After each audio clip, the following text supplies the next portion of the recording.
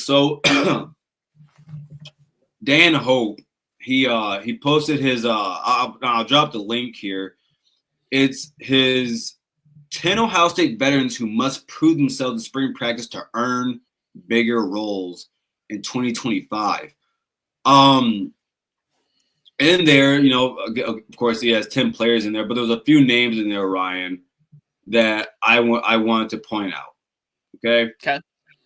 The first one here, I'm going to drop the link here for everybody. When you have a chance, go ahead and look at it. Of course, when you're done watching here with us.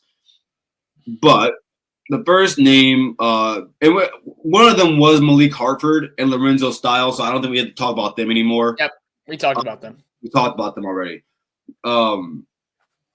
The other one was C.J. Hicks. One of the 10. I think C.J. Hicks is due for a very big year. Well, and we've talked about him in the last couple shows about his move to the edge. So hopefully that's a move that'll give him some positive, momentum this season. Moved up to 233 in weight. And you can see that in that photo. Like in that photo, you can see it, man. He looks big. Still looks athletic. Still got to see a rep with him at the defensive end spot. I was really interested in seeing who the second lineup was, because the first lineup was Malone, Houston, Curry, and Kenyatta. And then the second group was Hicks, Malone, Will Smith Jr., and Logan George.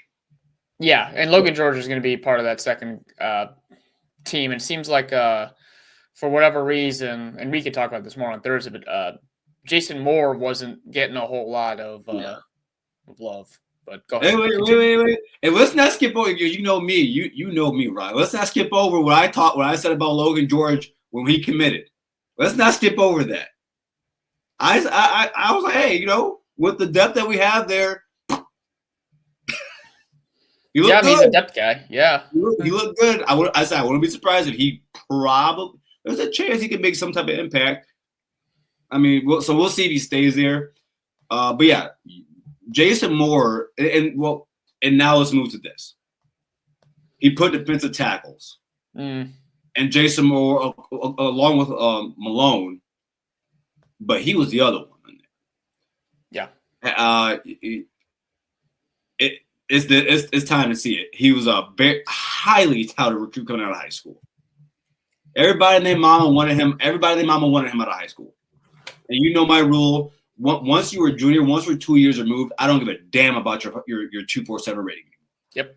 What are you now? It's your junior season. By now, I should see something from you. So Jason Moore, man, it's a big proving year, because if the talent reflects, if the play reflects the talent that we thought they would have, man, that defensive tackle room all can be off the charts. It can be off the charts. But we got to see it first, especially for these guys. So what do you think about that?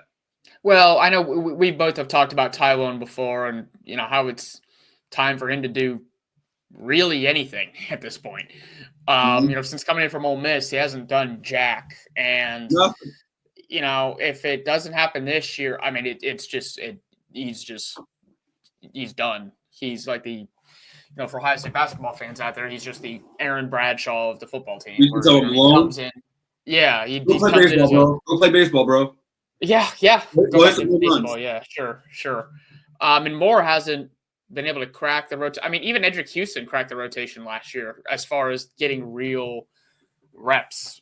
And people thought Moore was going to be part of that rotation. He just hasn't been. So for both of those guys, if it's not this year, it ain't happening. And honestly, if it like, and I'm talking about if they don't play a lot of snaps early on in the year, then they're not going to be playing any meaningful snaps when Big Ten play comes. I just don't see it.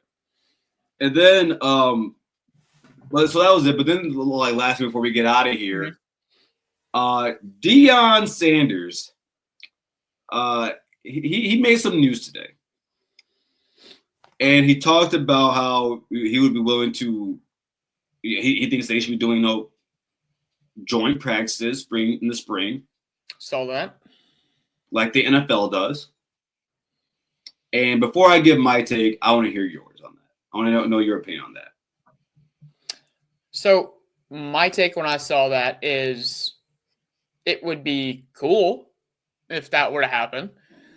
Like, it would be cool to see, other teams come in and get some meaningful work against another program. But it is never going to happen in a million years for multiple reasons, mainly because of injury. And secondly, because of the transfer portal, where all of a sudden that gives you an opportunity for that coach to walk over to one of your players. Hey, you see how we're doing business over here. Why don't you come over here? Why don't you come over here once spring's over and move on over to Boulder or Columbus or wherever? So it never in a million years would have happened. But, I mean, it'd be kind of cool to see. I'm with it. So I tweeted about it earlier. And I said, clearly we see the game has been shifting towards the NFL game, right? Like I put, it's college football is almost becoming like a G League, especially at the top. Man, I see the benefits of it. As someone who played in college game, like in college spring game, man, I played corner. We will always have the drop on the offense in the spring game. Yeah, always. Because the offense is not showing anything to you guys in the practice. You're running base plays, and we've seen your plays. Because usually in the spring you're repeating a lot of the same things. Yeah. Because you got to get the base plays done. You got to get that done before you move on to the good stuff. So I like the idea of that happening. So right here, I wrote down some of the ways I think it could work. So my first way is this. You keep the physical effort around 50 to 75% based on the drill you're running. Not like say if we're running 7-on-7, keep it around 50. You know what I'm saying? Keep that around 50. I think you could do that. Like, say it because they say the coach from Syracuse, he said, "Hey, we'll come out there for 3 days." You can say if you get there on a Friday you do some 7-on-7. Saturday, I put down. You probably do some more full team drills. You can move that up. You can scale the physicality from like I said, 50 to 75. And then for the hell of it, man, on a Sunday, before you get going, if you want some full contact, run some Oklahoma. Well, you brought up something that I didn't initially think of when I did, my first take, which is another reason why it won't happen, is the travel involved. Like the athletic departments have to pony up more money. Not everybody can do it. Well, yeah, and I mean, honestly, with the deficit Ohio State's running, they can't do it. Like they can't pay for like a MAC school to come up, or they can't pay to have extra travel for their team to go somewhere else right now. Wait, so you don't think wait. You don't think Ohio State's running a $38 million athletic department deficit right now? So no, I don't think they can. Oh, you can balance it. No. You'll make that money back. Not when you're spending as much money as you are to keep the roster together, on NIL money for recruits, Let me ask you a question, upgrades on facilities, all that. Let me ask you a question. What's the nearest college that has a football team to Ohio State? From here, distance-wise, it's probably either BG or OU. How far? So what? BG is what? How far away? Bowling Green's what? Bowling Green's about an hour 15. Okay. Ohio University is about an hour and a half. You don't think you can pay for a few buses to come to Columbus? You can provide them dorms. Or they stay at the hotel. I say you can't provide them dorms. The dorms or you stay at the hotel. I don't. The only time you could maybe actually no, you couldn't. But I think that's just another reason. I don't think it's the biggest reason why it wouldn't happen. But I think it's another reason.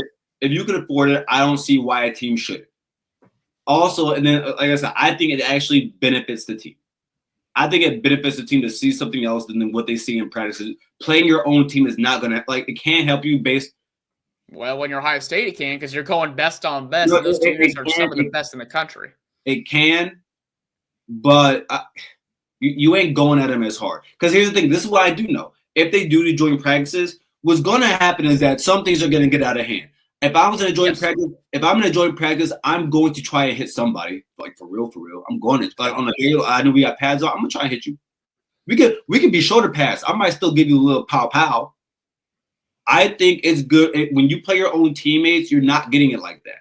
That's why I think that it would really be useful. Again, everybody can't do it.